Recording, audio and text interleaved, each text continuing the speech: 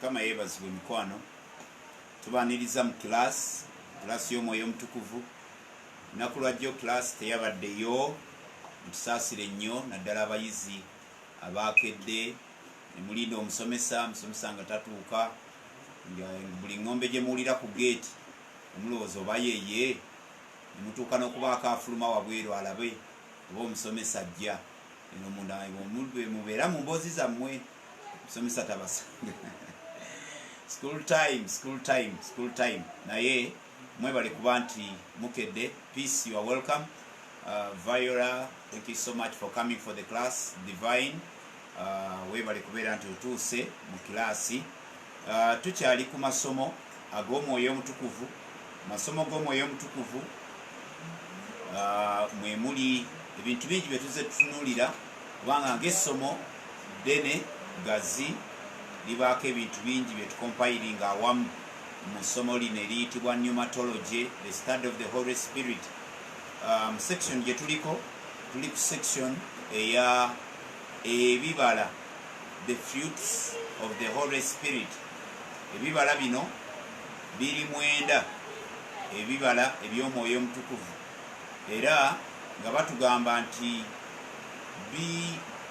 tusobola okubizimba, tusobola ngambe nti to develop them nga tubigeraageranya ne opposite yaabyo. Buli kibala kibaako opposite yaakyo. When you talk about love, there will be hatred. Yensonga lwaki okubalwa kwabyo kukola nnyo amakulu wakati mu mbeera, contrast yaabyo weebeererawo. Ng'ofunye ekikunyiiza nga mu butuufu waali kyaye, awo w'olina ate okubalira ekibala ekyokwagala. So for example, kankwisizeemu just mu contrast nga tudevelopinga ebirabo, ebibala, mukama mbeere neme confusing kigambo ekyo. Fruit, ebibala. Number 1 is love. Love tuji contrasting and hatred. To hate. Bw'otayagala okyawa. Bw'okyawa toyagala. Bw'oyagala tokyawa. Joy, essanyu erijjira, ate sorrow etera okujja. Sorrow, ennaku. Then peace. Peace mu Luganda mwe kimuyita emirembe, naye peace kwe kubeera n'omutima omuteefu,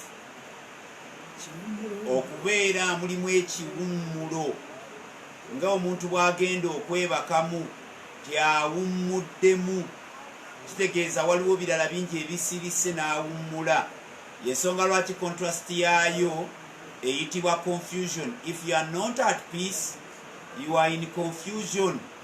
Obeera mu kutabanguka nga ebirowoozo bingi bikuyiikako bikutawaanya.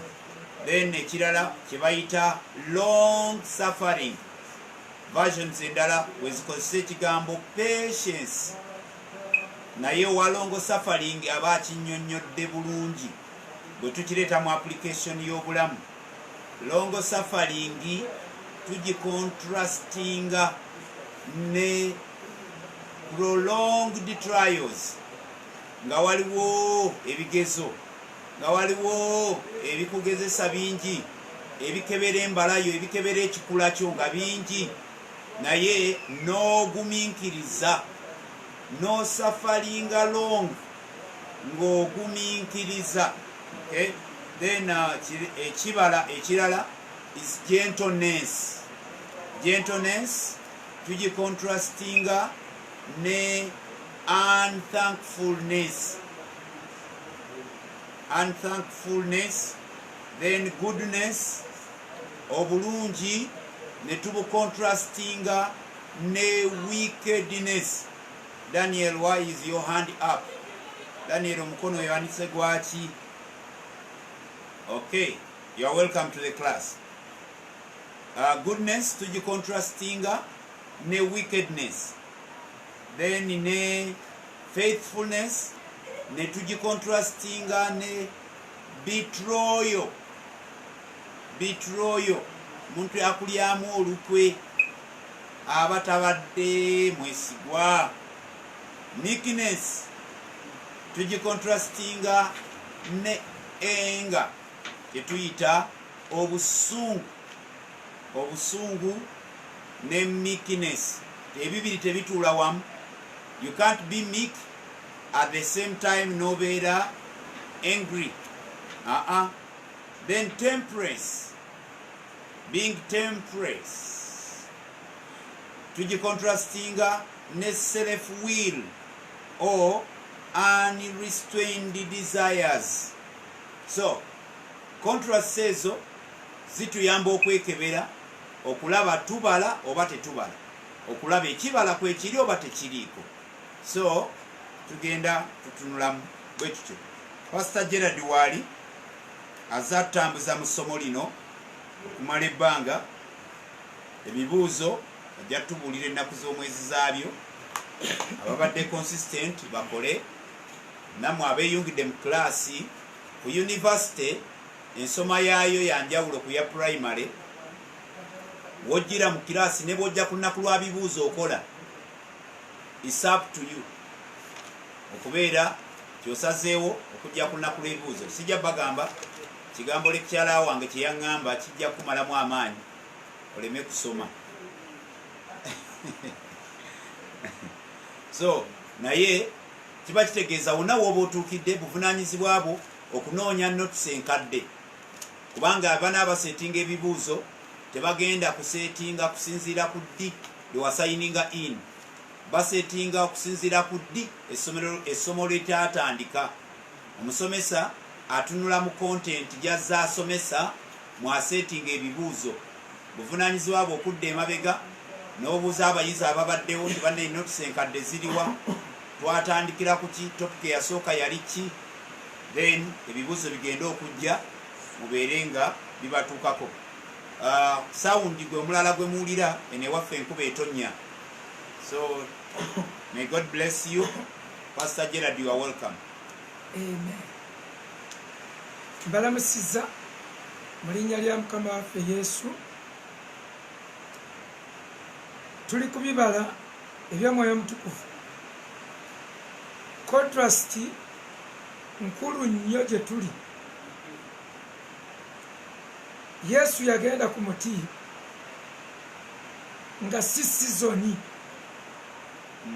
yakubala n'agunoonyaako ekibala nga si sizoni.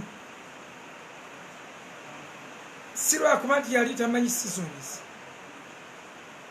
naye ng'ebibala bya introducing bye bino omwenda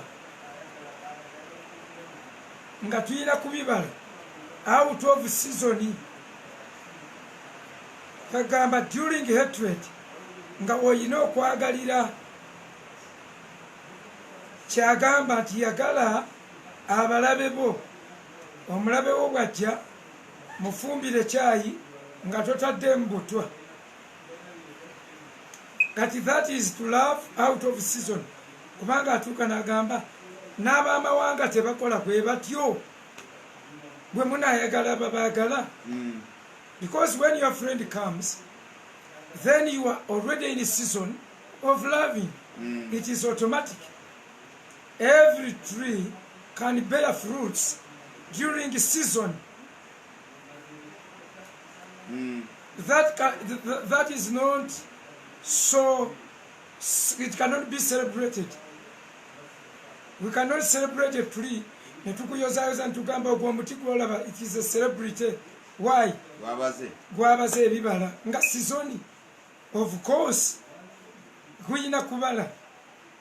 Naye ebibala ebigenda tuweesa engule kyebavudde babiyita ebibala eby'Omwoyo Omutukuvu. It is only and only by only with only and only the Holy Spirit who can help us to bear them. Mwoyo Omutukuvu yalina otuyamba okwagala omulabe. Bw'oba tolina mwoyo amazima tekisoboka. Goyagale mujjawo mujja wazaale nga talina amunyiga gwomunyige omunyige gwe otamunyigisa acid kati oba weetaaga mwoyo mutukuvu yaba akuyamba okwagalira mu bukubi. That is the meaning of the contrast the pastor has been giving you. Joy tebatusuubira kubala kibala kya ssanyu ku mbaga mu kyaki nga waliwo atuzinite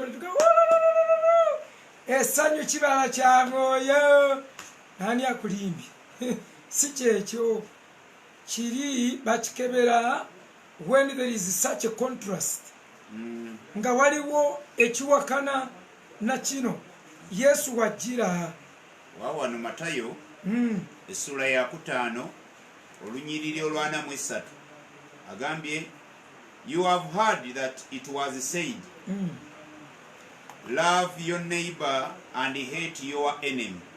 Yesu buli lwagamba you have heard abaina bakotinga akotinga ekikadde kyemubaddemu naye kati azze ataleeta ekipya ekikadde kigamba yagala akwagala ate okyawenga omulabewo kyekikadde naye bwe tumala okulokoka ne tufuna omwoyo omutukuvu anamunye agambye but I tell you love your enemies and pray for those who persecute you.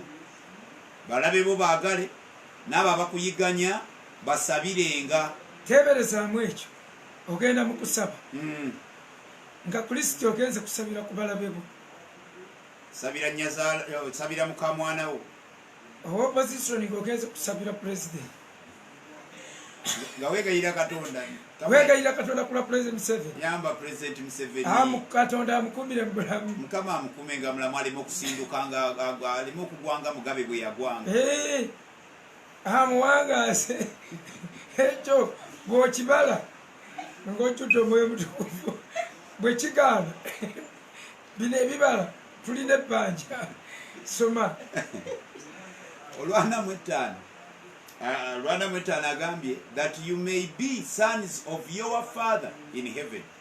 Kati ebitufuula abaana bibala ebifaana bwe bityo bibala bye tubala in contrast with their opposition. Ne batulaga taata waffe bw'akola. Taata akola bw'ati. He causes his sun to rise on the evil and the good and sends the rain on the righteous and the unrighteous. Kitegeeza taata talinaamu mbala ya kusosola.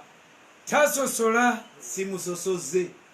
Basebo ne bannyabo nsumba sibayo kya olwana mu 6 ngenda kumaliriza lugambye if you love those who love you what reward will you get? Are not even the tax collectors doing that? And if you greet only your brothers, what are you doing more than others? Don't even pagans do that? Be perfect therefore as your heavenly Father is perfect. Okirabye nti bino bye bireeta holiness musumba. Kakati ekyo kibaga as your father is perfect.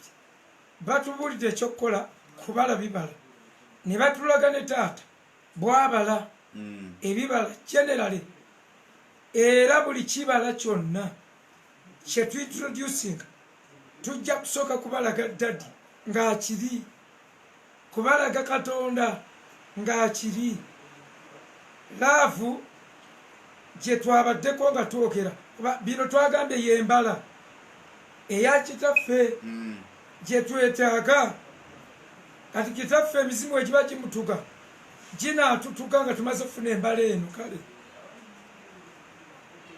yembala etuula mu ggulu era vision y'ekkanisa eri geno is to be partakers of God's nature. Ate vision y'abaweereza obuweereza obutaano is to build the church to the stature of Christ. Which stage of Christ is the stature of the Father. Kati ate yembala y'obwakatonda gye twetaaga kyetwagala. Ekkanisa egulumba n'obulokole lw'okuba emalaga butogaatoga eti bosoma wano osoma eri osoma biro olugendo teruliggwa. Naye bwe tukutegeka obulungi mu layini oba ojja kutuuka nti obulokole ki kye butegeeza. Obulokozi vision yonna eri ki? To partake God's nature, not to win. Not to win. Winning is in a lot of things. What people call a win, you will never win when nobody has lost. Winning is unfair. Chovola yote tweet about winners. And tweet about conquerors. We conquer. The conqueror gains and the one who has been conquered. Naya gaininga. Okay. Byetwafuna gwe mu bafuzi b'amatwalo bica bitono. Bingi munnaye leero tukyali kuyaaba. Tukyali ku leero yaaba. Mulago tukyali kuwaaba. Essaawa ya Queen nayo yaaba. Tukyali kuyaaba. Kakati olulimi lwe tukozesa ne bwe baatuleka bw'otayogera Kazungu owulira ng'eyasigalira. Wala byawandikawo Oluganda. Oba wasigalira osangala balina bayibuli nga tebazitegeera. Where art thou? Thou canst, thou est, didst, doth. Ayina King James eyasooka. Mulokole ali awo apozinga ne King James. Tabitegeera. Doeth, doth, hath, canst, oth. Ye Bible eyasooka. Naye bamulokole bakutuka nayo. Oli alwogera n'awulira nga bamalayika bamwetoolodde. Era bwe mumanyi nti Oluzungu omwoyo akka nnyo mu Luzungu okusinga mu Luganda. Bo bamanyi Oluzungu y'original language eya Bayibuli. Kati batono nnyo gwoyinza okukkirizisa nti Yesu mpozi ng'omwoyo yamuyambi tasobola kuwandika kigambo bbuuku. Ngamba Yesu ow'omu buntu. Yesu mutabani wa Mariya. Mutabani wa Mariya. Teyawandika Luzungu. Yesu ne nnyina mu famire yaabwe baafa tebamanyi kuwandika kigambo peeni. Akati mmwe mwetolobojja ne mulemwa n'okugusa kye mulina okugusa. Osanga eyo kyaki. Waliwo kyaki eri mu kyalo eyo ewaffe. Sesa. Babuulira mu Luzungu nga bali bavuunula. Nga bavuunula mu kyalo kyabwe. Saagala kikubuulira abo abali ku mawanga gye bava abamu. Bajja kulumba. Naye okuva ku waadiko temuba kituufu. Mu Luzungu temuba kituufu. Avuunula tavuunula kituufu. Kati baba bavuunulira ani? Babuli mu practice bagenda bweru. Mbu obwetaavu businga eyo. Ebweru. Bannayuganda be bataaveemu mu ndowooza eyo. Nti mu Amerika bali bubi nnyo. Beetaaga ennyo enjiri. Mbu beetaaga nnyo ekiri wano. Mbu bo be balina okitwala mu mawanga. Basinga obwetaavu obuli e Kalamojja. Aboonoonyi buli wamu weebali. Amerika buli woga nti yesinga. Mpulira abasumba abavaayo. Bannange eri batwetaaga. Banaye njagala kutereka bawuliza basindike mu Amerika bali bubi. Kati buli bwonoonya God is general. Every God is general is in America. So painful. Neze nebaza Katonda. Akyanyambye ekyategeera. Nze bw'ojjano nga eri mu Amerika bali bubi. Balya buli bisiyaga bakola bwe batembeera. Nze nga ndeeta olukala lw'abajenozi abali mu Amerika awali ebirungi weewaba n'ebibi. Seera akakulu kalowoozeeko. Take note. Awaba ebirungi waba n'ebibi. Bajenozi abali mu Amerika gwe bw'ogendangayo okuweerezaayo kitwale nga mukisa. Kitwale nga kisa kya Katonda. So sikola lugezigezi. Eri baneetaaga nnyo tekiriyo teri kyennyina tekiri mu Amerika. Ffe ebitabo bye tusoma ebisinga wano Uganda bibisingako obutono bebawe ebiri. Ebyabana Uganda sinagula kati gye biva ne tubibaya abali mu America okubibasomera. What I know mulakinga time oluusi. Okay, Musumba tubale twogera ku kirabo ti buli kirabo Katonda akiri. God is love, God is joy, God is peace, God is long suffering, God is gentle, God is good, God is faithful, God is meek, God is temperate. So nga si sizoni yagwo tibino ebibawo bibalibwa omuti gwe twogera guli gwe yagenda okulaba wagulabye guli mu ssuula 11 gutusomere n'agenda naawe 11 Marko 11:12 otyo lugamba the next day as they were leaving Bethany Jesus was hungry. Seeing in the distance a fig tree in leaf, he went to find out if it had any fruit. When he reached it, he found nothing but leaves, because it was not the season for the figs. Ako kenjagadde baddiremu essula mugikwate mugiwandiike. Sula ya Marko tuli mu kitabo kya Marko sula ya 11 olunyiriri okuva ku 12. When do we bear these fruits, these 9 fruits? During the time when they are needed, not when they are automatic. Kubanga celebrating omuwala gwe bakubye embaga ng'ali ku kidaala essanyu liba automatic. Bw'oba olina buli kyabugagga sente weeziri firiji ejjudde olina abaana ozadde tewali mulwadde emmotoka otadde wali mu paaka kati bw'osanyuka noga the joy of the Lord. Who told you? That is not the joy of the Lord.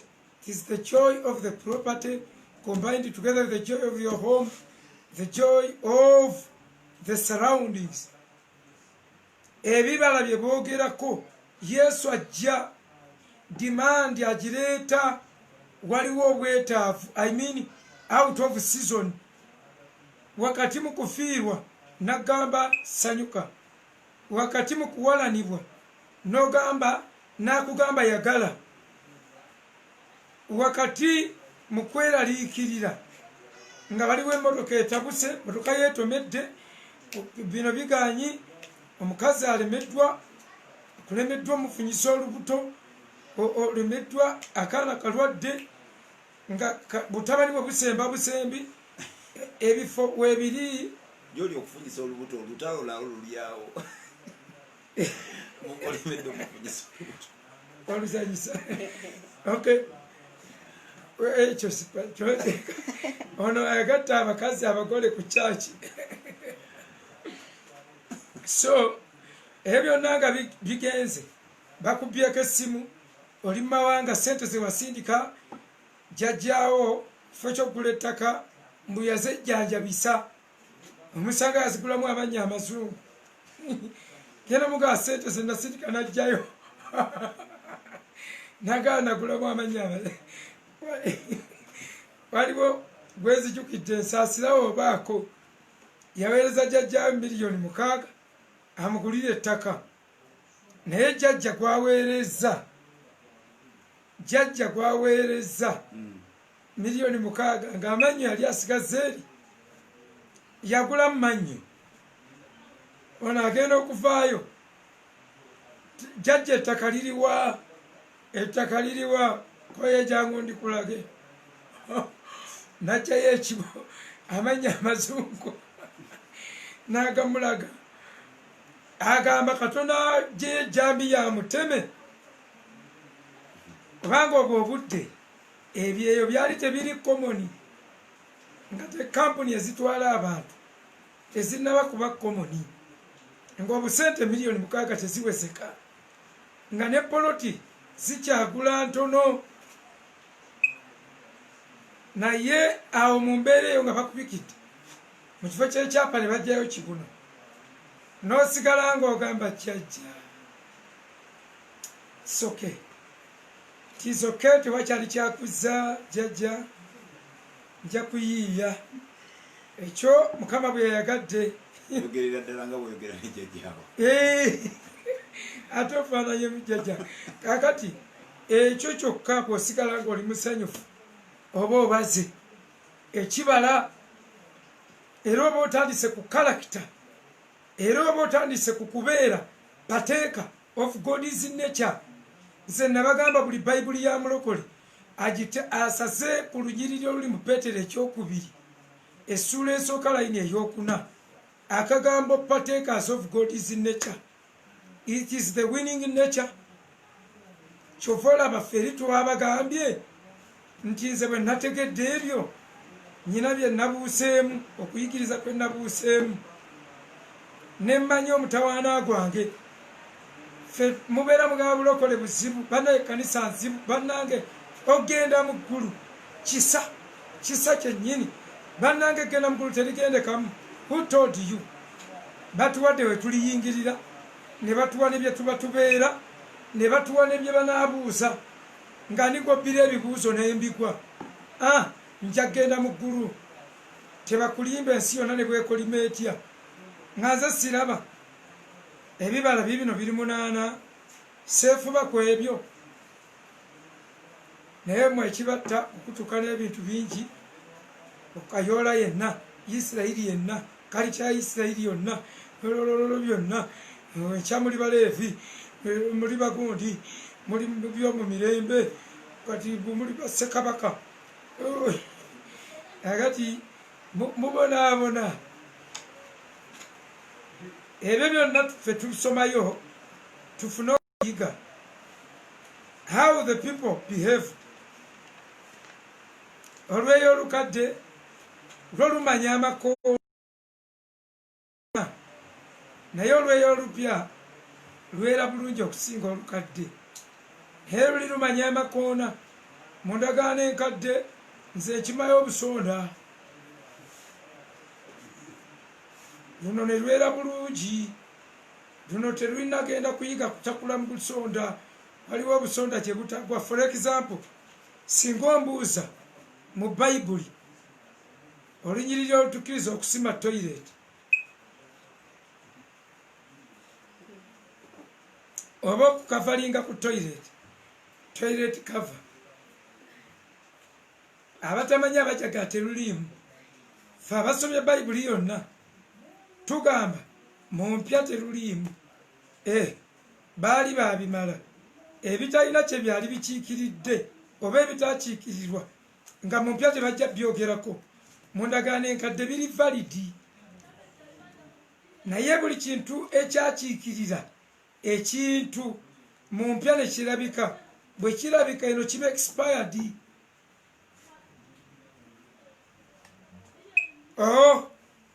Kakulu nyaako kakulu toilet tebazoogera eno naye eno olw'okuba gyeziri bw'ombuuza ebya toilet nga mbuuza olweyo olukadde nga luntakulira mu kasonda awo ogenda okulaba nga bayibuli egamba bwe mubanga mugenze kweyamba musime ebinnya gende n'obukumbi oli muyisirayiri n'akakumbi ke naye bwe mumala mubikeeko mubikako ako tukajja mu lweyo olukadde akakasonda kati toilet ezayina spiritual implication. Therefore the spiritual covenant has nothing to say about toilets. Sarah kakati embala ya Kristo embala ya kitaffe tugifuna kuyita mbibala eby'omwoyo omutukuvu era contrast mwoyo omutukuvu yalina otuyamba okwagala awataagalikika okwagala mujjawo okwagala mulabewo kubanga obulokole obwasooka nga butugamba abalabe basibe mbizaayo kimuddize ne bannange abooluganda baagala ssente ku nsi. Doctrine ya mbizaayo is a very wrong doctrine, socially, intellectually, psychologically, kale, whatever kale, it is wrong. Ne bwogikebera mu nkola yonna, it is a wrong. Kyekirala kale omulala theologically, whatever kale, it is totally wrong. Eyambizaayo naye nalaba abasumba baffe ne babaawo omusumba omu gwe bayita ogenda ewayiga mbizaayo n'agamba oba babizaayo babizeeyo olwo akolaganye naye bamuwadde $5,000. Betrayals are too much in church. Okulya mu Yesu olukwe tekwakoma. Omulala muyimbi y'omu ku basinga ettutumu oba abaali basingako ettutumu emabegaawo n'agendayo, nze eyo kyaki enninaanye, eyo kyaki enninaanye, doctrine eyo abagisomesa banninaanye, era wano we tuli kilomita ewera tewera ate luli essomero lyali linaanidde ddala nga ne bwempita buyisi pasita waawo pasita jangu ng'abaawulira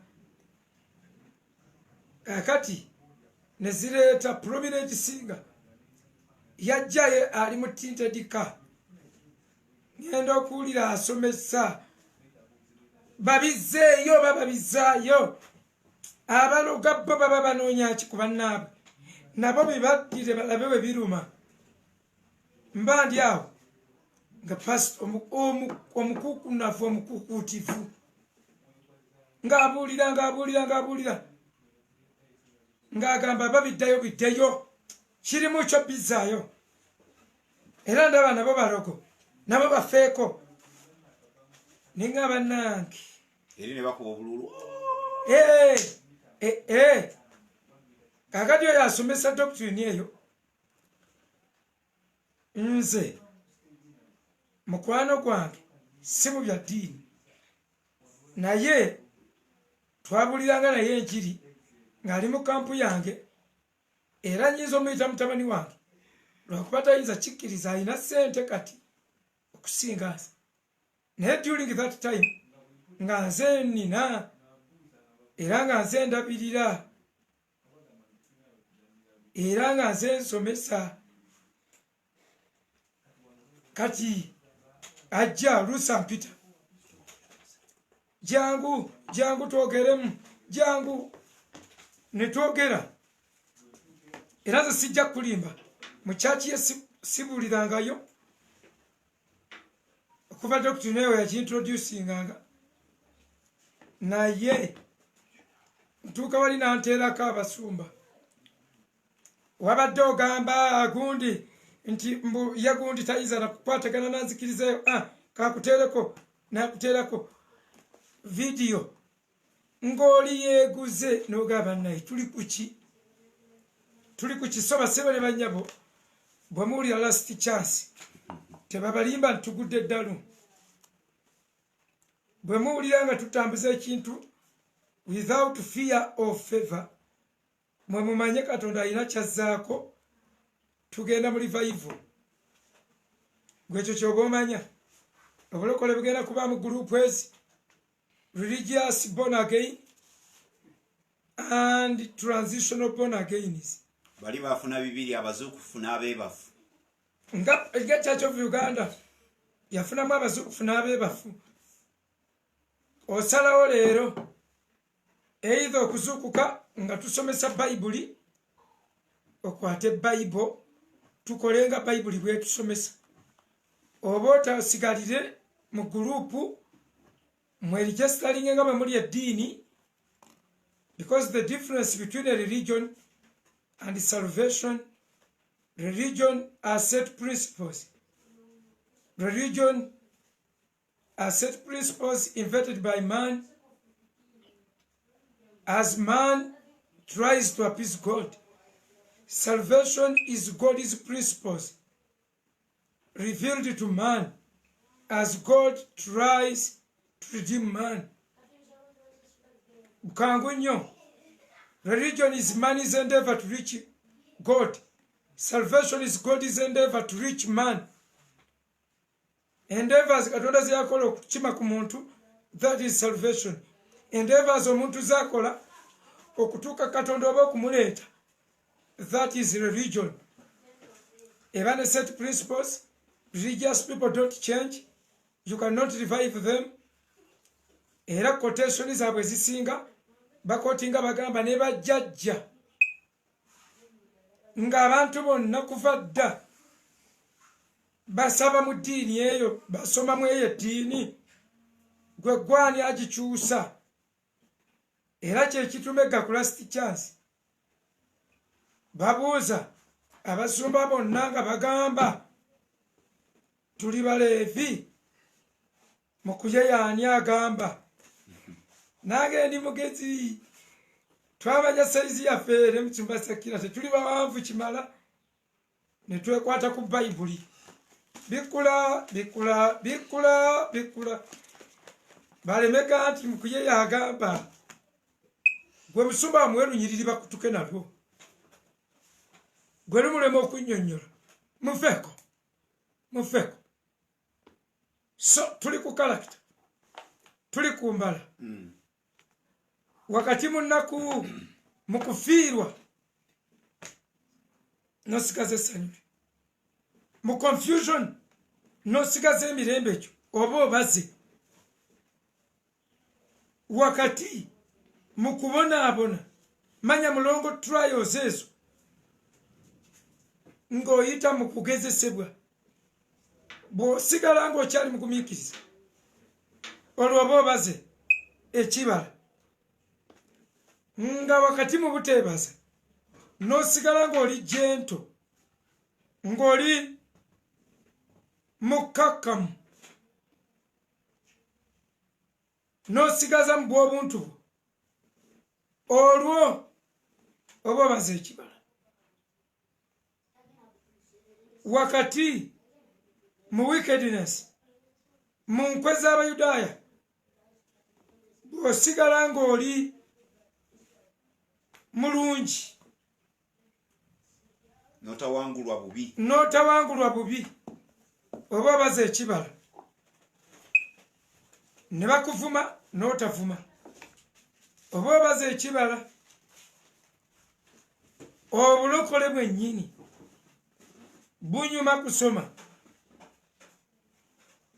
Mu Bakolinso ekyokubiri 4 okuva ku lw'ekkumi mpaka ku lw'ekkumi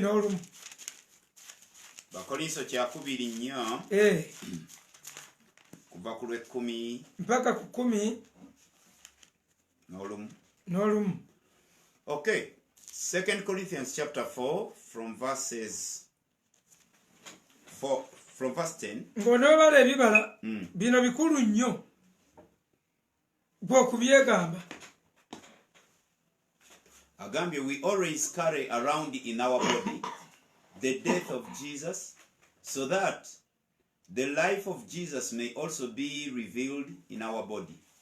For we who are alive are always being given over to death for Jesus' sake, so that his life may be revealed in our mortal body.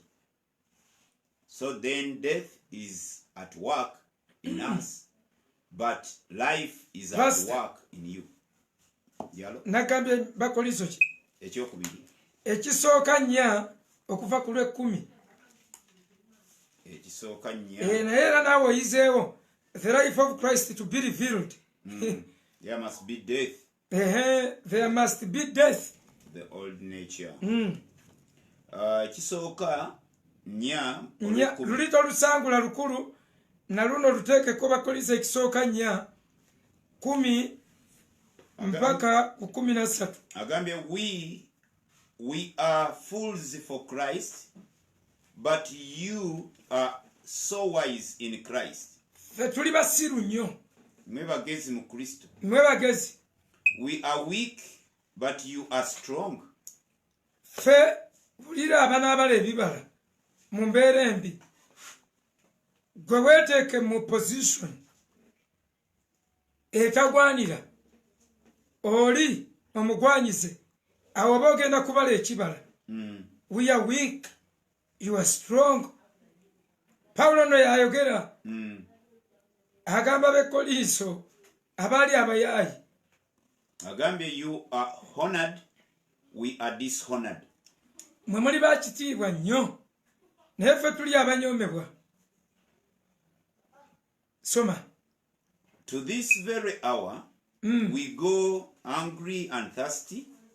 Era ebiseera ebisinga tulumu enjala n'ennyonta. We are in rags. Tutera okwambala obuziina kati ffe twambala buziina naye tutera okwambala akasaati akafaanagana. We are brutally treated. Tuyiganyiza. Are homeless. Tetulinaako waffe ebiseera ebisinga bwe tusula wano. Soma. Olw'ekkumi n'ebbiri. We work hard with our own hands. Twekolera tulabe nga tufuna ekyokulya. When we are cursed, we bless. Buli we batukolimira mbalaga bibala bino gwe bikolera. When we are cursed, we bless. Govaako omuntu akolimidde genda okigezeeko goba oyagala okuceekinga abalokole omugambe nkukolimidde ajaga bikuddire tekijja kunkwata kifuula kisaza naye ono agambye when we are cursed we bless. Nga mulabe waffe agamba you are cursed ng'ogamba you are blessed. Agambye when we are persecuted we endure it. Bwe tuyiganyizibwa tukigumira. Soma. When we are slandered we answer kindly. Bwe tujoogebwa. Slandered batuwaayiriza. Bwe tuwaayirizibwa. Ate ffe twegayirira. Twanukula n'obukakamu. Bwe tuwaayirizibwa onagamba twegayirira. Ey'Oluganda. Soma paati eyesembayo. agamba. Twafuuka ki? Up to this moment we have become the scum of the earth, the refuse of the world.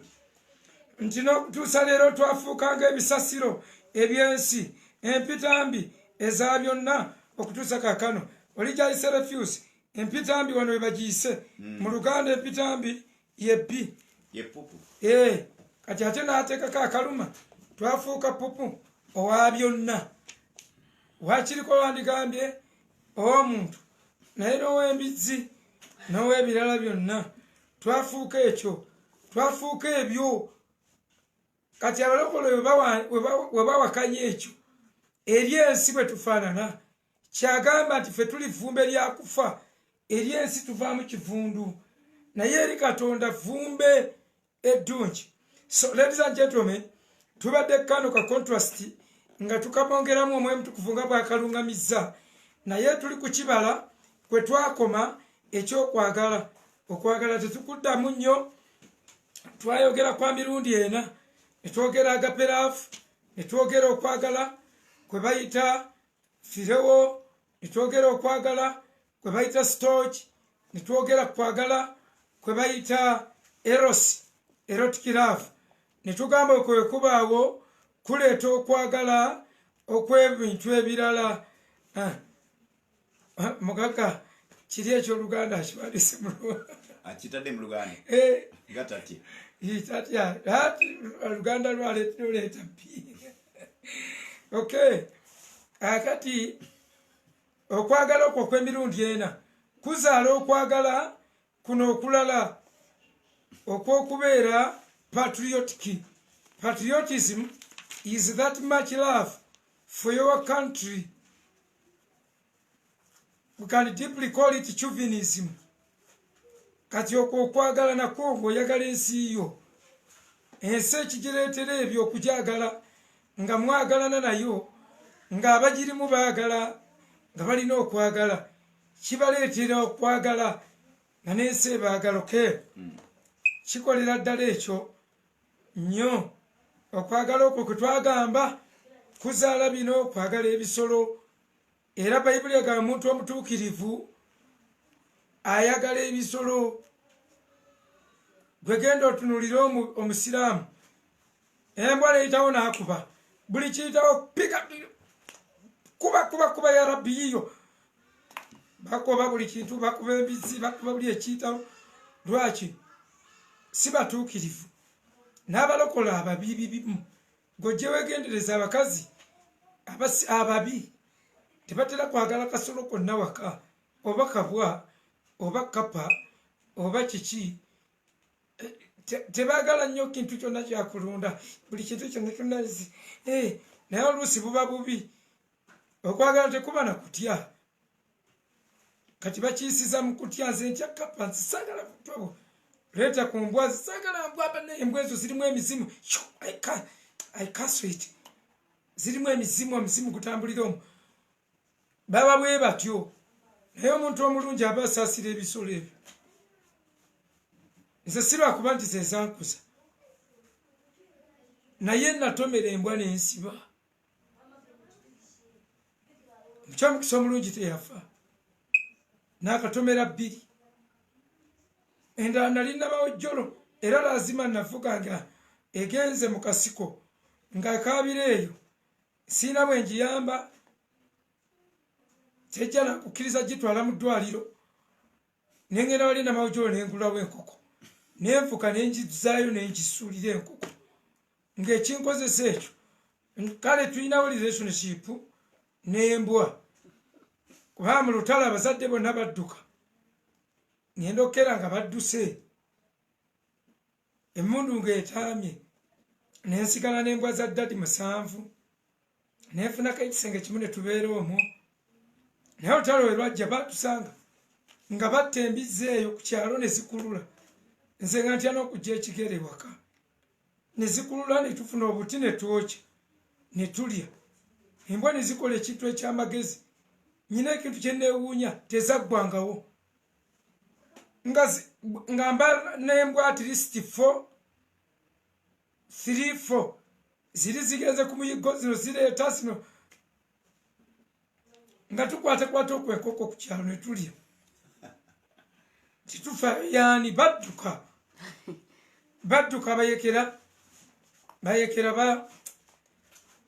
bayekera abo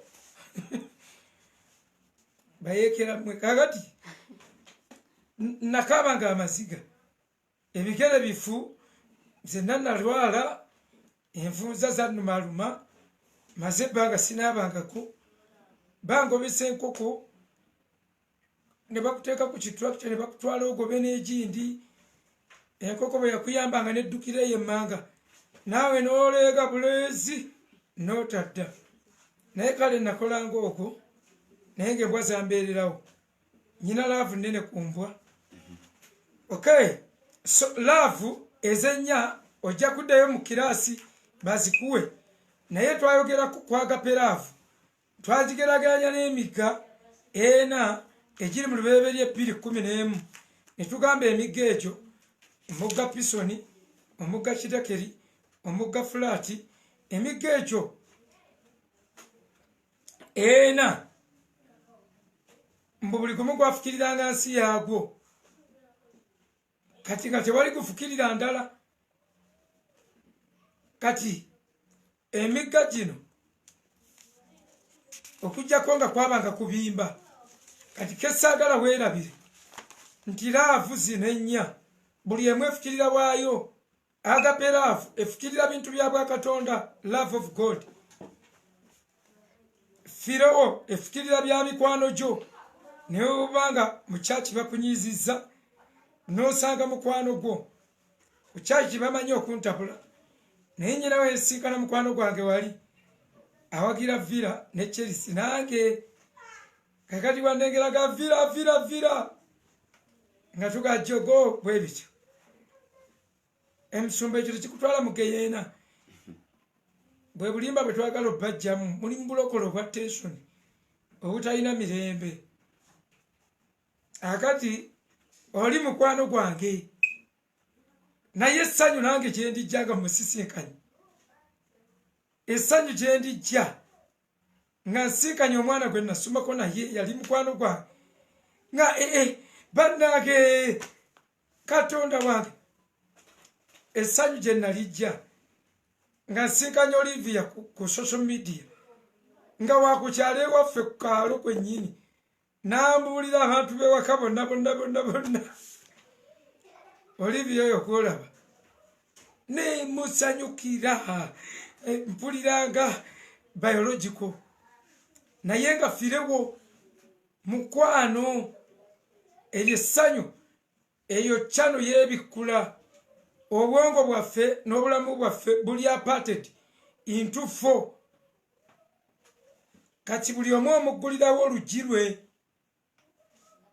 ng'eyo lava efukirira mikwano ewaka kale lava eddako eyokusatu stoki yeyaba relatives mikwano giyinza okukuleka buli omu nga tokyamusanyukira jjajjaawo najja n'akago ke ng'ajja katugeze oli awo muzigo ne bamugjamu mu takisi nga yenna akaddiyo gena okulaba abuuza bamulagirira n'atuuka oga Katonda wa jjajja otuuse otya eryo essanyu erijja eryaba relatives ogwo omukwano mulala baguyita stoki bali bayinza n'okuba bakaabiza amasiga bonna nga mwagapete byakoze bikutamye n'okukutama nga firewo byakutamye buli mukwano gwo si mwesigwa mubbi naye n'osigaza ate oba relatives bo n'obaggulirawo oluki n'osanyukira mu ŋŋanda zo nakyo Katonda yakituwa kakati ne wabaawo ne eros mukwano gw'omukazi n'omusajja omukazi si relative wo omanyi bumanya kumanya kwe kutono naye omukazi she's not your relative she's not your friend she's not omukazi she is you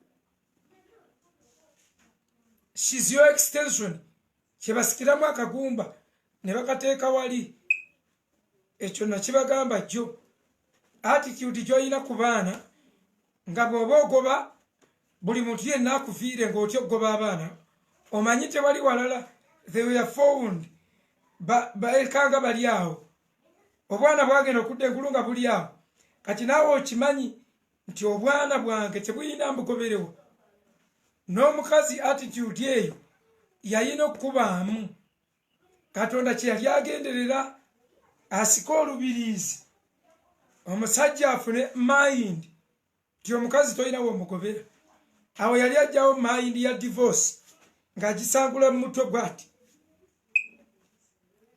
kubanga abaana tobayinza badivorcinga n'akanyama ko toyinza kadivorcinga nabagamba bwe bakusalako akanyama ne bakatwala mu laabu ne bakalwisaayo bwe bakakomyawo ne bagamba ne bakazza ne bagala kazuuseemu kansa oba olina kansa ng'ate bakebedde kali zebadowooza kansa ali mukali oba olina kansa kakati omukazi bwe bamugja muggwe ne batwala kati abakyala bonna bemuwasa n'omuzuula kaali kanyamako kati kansa yenna gwosangamu gw'omulina lwolikyuka mukazi olwo alikyuka mukazi wange ayogera nnyo alina kyalwana nakyo ate kekiriggwamu ayinza okusirika basirika she's part of you she's your extension kale ffe kyatuyamba okugoba divorce mu bulamu bwaffe sikirina ne mu mayini sikirowooza tetunalwana naye newe tulirwana ne twekuba temuli divorce era mmwe bakazi mwenze nkuwa amagezi tonobanga omusajja bwe yesunsasunsa asunge agende bw'aliddamu amagezi alidda ng'abuuza bubuuza bano wewaffe n'abasajja bagambe tebakubanga abakazi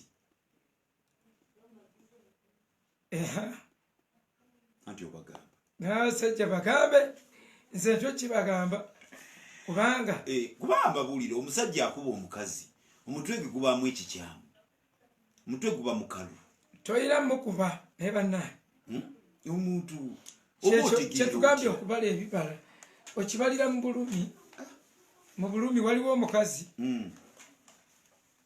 mukakitange yali mukakitange omuto nga dadi yawasa ku bakazi I can count about 5 to 6 naye maama omuto maama simolo twetwamuyita taata ye yamutuuma tebagalika abakazi tebagalika mwali register ngago yagabayita yajjanga nga waliwo ekimunyiziza n'ayita ku taata n'amukoona n'ayitawo taata n'amutulira naga nti laba eddalu kati nkukoze eki n'agamba oba yagala kunkuba ng'omukazi yagamba oba yagala nkuba lwaki abaana bo banvubye beyasanga mu bufumbo taata n'asirika bukyabanga muyitako n'amusooza taata n'agamba nti ati onoonya mirerembe n'akomawo noonya mirerembe ki oba yagala kulwana nkuba kandeete omuggo nkube n'agukima n'aguleeta agumenya erimu awawa agula emmwanyi n'agumuwa guugwo nkuba taata n'avaawo n'agenda mu bitooke n'amulumbayo nkuba oba weyita omusajja nkuba taata ne yeeyongerayo ave mu baana amutwala amubalule twagenda ng'okuwulirayo kyamukkiriza wowe muntaase nga bamunyigidde mu mpagi y'emmwanyi akati sitera kukola lulingi njirekera omugasi naawe etteeka temukubanga omukazi kubanga naye ngenda neteekamu ngattaawo nga nze gwotugumbula otyo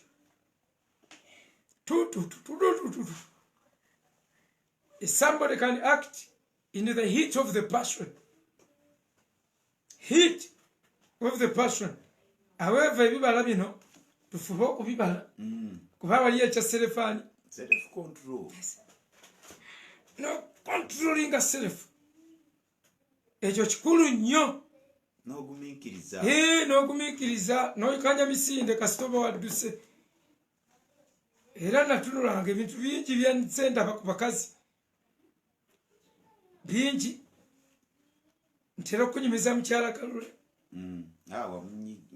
wamunyumiza emmeme n'ensinduukirira omukazi nga bwanyiga agenda asabira mu kiwuunya mu kapasita mu kereziya n'ayingira ne mu kwaya yanyiize bw'aterera natta olulala yanyiga n'akwata obwana n'abuteeka mu koona liri sharp mu kibuga kya Kampala wano enakulabye between Kasubya nakulabye there was a sharp corner weriri n'abutuuza awo obwana bw'omusajja busatu tufe baki kitamu obedda mugamba asirikiridde ndabanga omusiru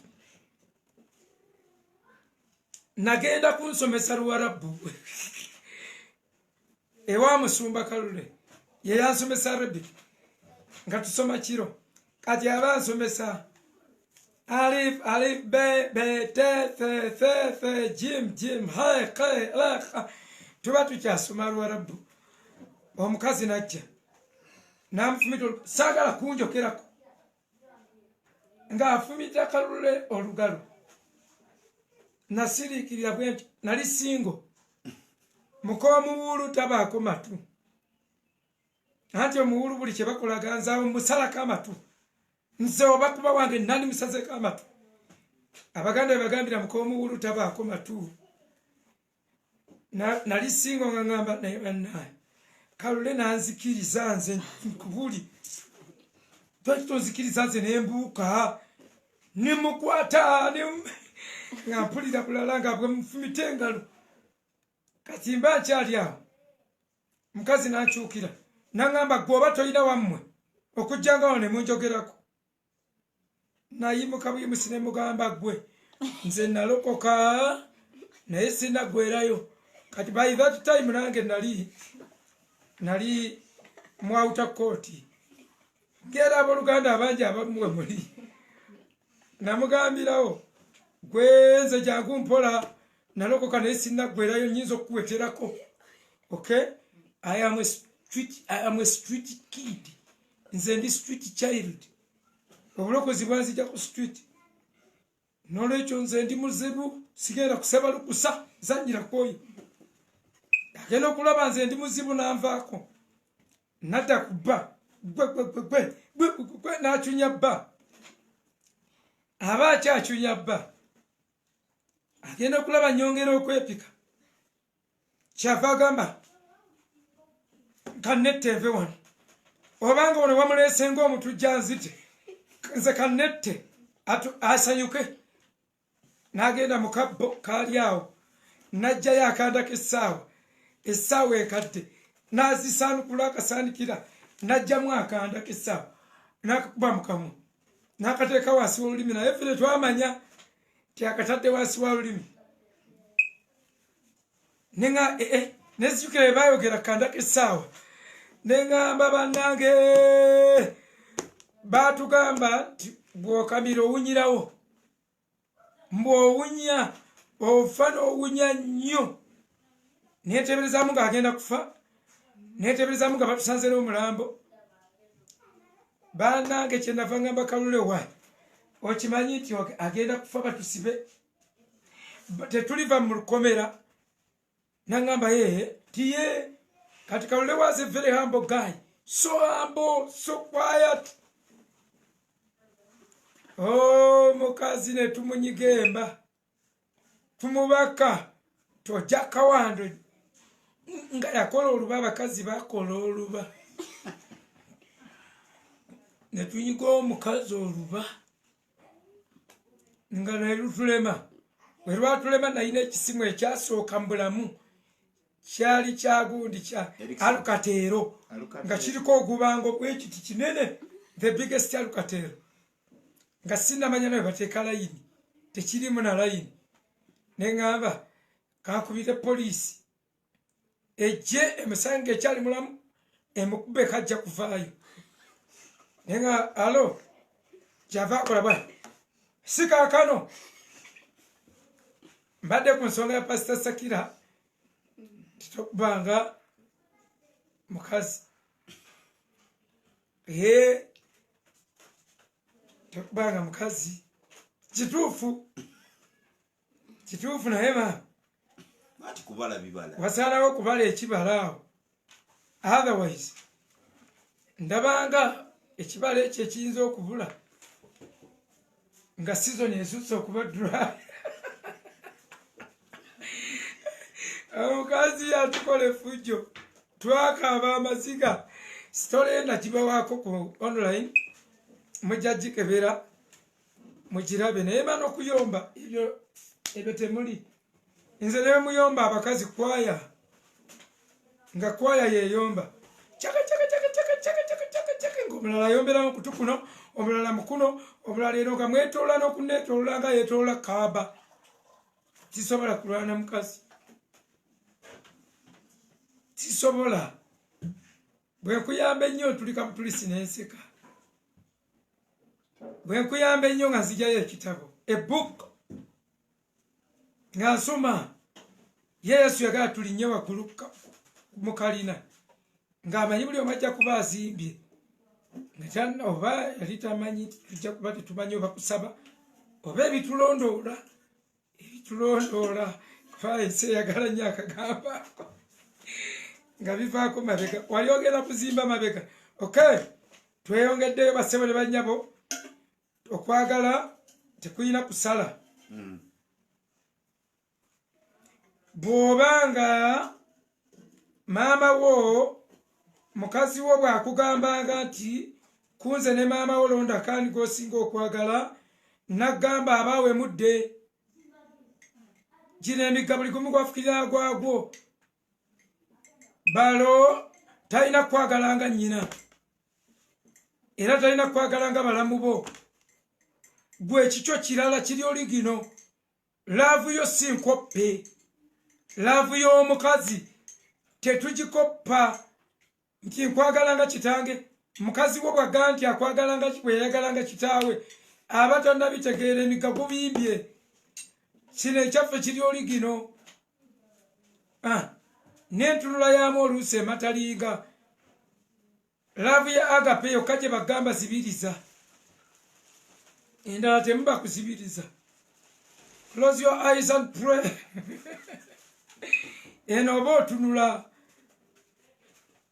zino endala za kutunula laavu ya erosi mwe muli okwegatta zino endala temuli kwegatta mu sitogi temuli sex mu agape temuli sex nagoba luli bya affections byonna mu agape temuli kwemoola kwe mwemolera mu erosi ebyo twabigana ebyokwekwatira ng'osinza kwagala nnyo kwagala mukwano waliwo omwana yatuyimbira mbu Jesus I need to squeeze you Jesus I need to squeeze you yes Lord nateekamuka yes Lord mbu we are in affection forever sibyo abamuyimba ennyimba za Katonda naye nga mumiininga birala njagala kubeerawo wooli naye nga mayindi yeesonga walala ogamba boyfriend so emika egyo twagyogera tugamba mwagale agaperaavu ebeere mu kanisa firewo mwagale mikwano gyammwe temweggalira mukolagane n'emikwano tewejjaako bantu ba mugaso kyokka ate nabagambako bwe baba tebagasiza bamaze emyaka 10 bayite tobagoba mu bubi bafumbire ekyayi mulireeko wamu obagambe mbagobye nze nabeefunira tusaasaanemukko kubanga oyinza okuba oliko ekisiraani noono ngaaliko ekisiraani musumba sigamba gwe nooli ngaaliko ekisiraani kati bwe tukola kampuni tukola ekisiraani ekigundiivu naye oluusi bwe musaasaanamukko mubaako kye mukola mbadde kugaa nti emikwano kikulu mukole emikwano mugikole babuuzeeko share with them don't share only words but even some money ekigigatte gyo gyonna emikwano gitungibwa empiso bagiyita giving ezo zonna laavu tewali laavu etali mu giving wadde waliyo giving etali mu laavu ekyo tekiriiyo kyova olaba ensi yatufunira ebigambo bibiri laava ne faani not all top fans are top lovers kabafunulire olaba otiddemu naye nga batop fan bagenda okutukyawamu awo. So what is the difference? The difference, a top fan, you make fun of him. Akunyumirwa. Yeah. He or she can even share that fun to others. Olaba emukutu gw'ebisolo. Animal something. Gwe gusinga ba followers mu nsi yonna. Nti abantu bagazi nnyo babisolo. Fans zebikola. Fans obanga birwana obanga bijiro obanga oyinza okusanga kirinyira kiriko abakiviewing live abantu kakaaga kati ate kigambo kya Luganda ekyo akakaaga kyekiba kikola nani somesa mu Luganda. Okay. Omanyi oluzungu luli pure nga kimeetinga kati atako hulya ka moya kati weba bimeetinga naye kati folaba bafolowa betu banabo kati singa tubadde bisolo singa tulina banjiko nenjija n'akazike wano nekakwata nga nyina byenjogera nga bwekakira bwe kati nyinza okubeerako ba followers 10,000 kati fani oba making a fan of him lava ye chiche chiba followed by even giving kyava agamba baana bange abato abannuma temwagalanga mu bigambo nya Yokaana nnyo ekisooka olunyiriri lwa 8 kweli lunoonye lwa 18 Yokaana ekisooka 3:18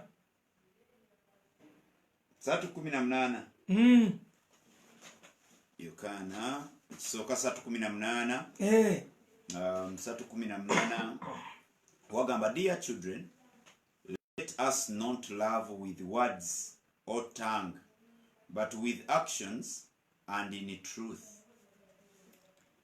Tetwagala mu lulimi naye tetwagala mu bigambo oba mukuba I love you banange mbagala nnyo mwe mwembi mmwe mukuba jjejjerebu pastor banaye tubagala I just friends okwagala sibe kuwe kutyo Yokaana gwe bayagala okusinga abatume bonna yagamba ekyo temwagalanga mu lulimi tye naye mu kikolwa mu kikibwe kityo you pay a visit. Naye siweza bantu 2 bamanyi wange mu Uganda, siweza bantu 20 bamanyi wange firwa amanyayo waliwo na firwa mwana wajja sikye kyandeeta nali manyi ngafudde nali manyi go wandagirira lwe nasooka okujja wabuuza kakati okwagala kw'ekkanisa kuve okwagala kwaffe kuve mu lulimi kutambule kugende mu buziba so obeere top lover mufuuke ba top lovers ekyo kikulu nnyo. So ladies and gentlemen, okwagala kwe tubadde twagala tufundikire tubenga tutandika then next week bino bibala ekitulemesa obulamu kubigulula joy, love, peace, long suffering ne tubiyisaamu ng'ababiyita mu register. Joy, present sir, love, I'm present. Byakusoma tuli mu kubembulula mbala gye twagala ate okwambala embala ya kitaffe. So ladies and gentlemen, God bless you so much. Mubeere n'okwagala, mwagale bazadde bammwe, mubijjeemu akajanja, afuwe emmindi. And so what? Gwe n'oba bakinga afuye emmindi, musabire kulokoka. Musabire kulokoka. Naye tokyawa jjajjaawo.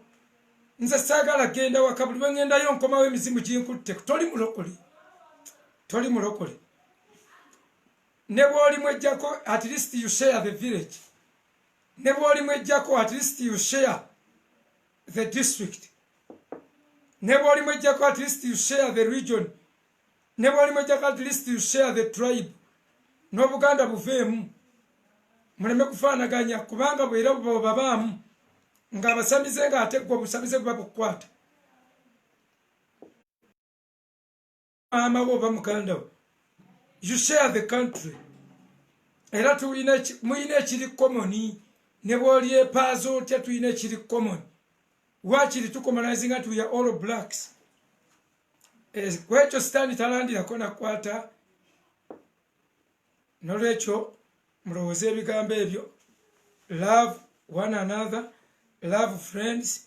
They are friends who stick deeper than a brother.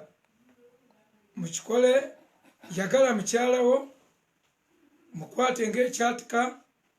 Asobola okufuukira ekyambika. Bw'otamukwata bulungi omukazi asobola okufuuka ebintu bina bayibuli byeyogera Peetero ekisooka 3 kuva ku Lwokutaano asobola okufuuka principalities obwengula ne bukwata n'aziiza okusaba. Ate mu Mubuulizi essula ey'omusanvu layini ey'abiri okuva ku 27 paka ku 28 omukazi asobola okufuuka enjegere, asobola okufuuka omutego, ate era asobola okufuuka fetters, chains and a trap. Kwebyo bivunule bw'ogatta ku kiri ekimu byebina. Sobola okufuuka enjegere ezikusiba oba fetters nakuteeka mu nvuba oba nakufuukira emiggo oba kufuukira ekintu kyonna. Amaka bwe gafa success ebe kansolingiddwa. I'm telling you. Ne bwe mulabanga agenda mu maaso ne bwe mulengera ettutumu nga liringa erikyaliwo oyo aba afudde. Omusumba wo bw'abanga yakuba mukazi we n'awasa omulala, you are being led by a dead person. Is dead, is dead, is dead. Muzibe. So God bless you. Katubasabire taata mu linnya lya Yesu. W'omukisa kirasi Mukama. Leero tubale tubajjukiza mu bujjukiza okusoma ku Democracy Rooming ku Mande. Kwegayiridde tuyambe tugende ku kibala ekirala ekya Joy omirundi oguddako, tukwate kimu ku kimu mpaka nga tukimazeeyo, tutambulire mu kwagala. Obulokozi buba bugenda tunyumira, naawe oba ogenda tunyumira, era tuba tujja kunyumira abantu, kubanga ensi yakoowa ebigambo by'abalokole. Ensi eyagala kulaba ku bikolwa eby'abalokole. Taata nkwegayiridde buli muntu muwe okwagala. Sajja bawe okwagala, ne bw'atalina ssente ayagale. Bamanyi okwefuula vumbi. Gy'oli omukazi y'ataamusasudde. That is displaced aggression. Gwe n'ojja ewaka buli omu n'adduka mu kitanda n'oganja era okyali musajja, wafuuka dda kisolo. Era bwe bakukima okutwala mu zzulu towalula. Taata nsabye byonna nga nzikiriza okuyita mu linnya Yesu Kristo Mukama waffe. Amen. God bless you. Mwebala abayizi, tujja ku resuming.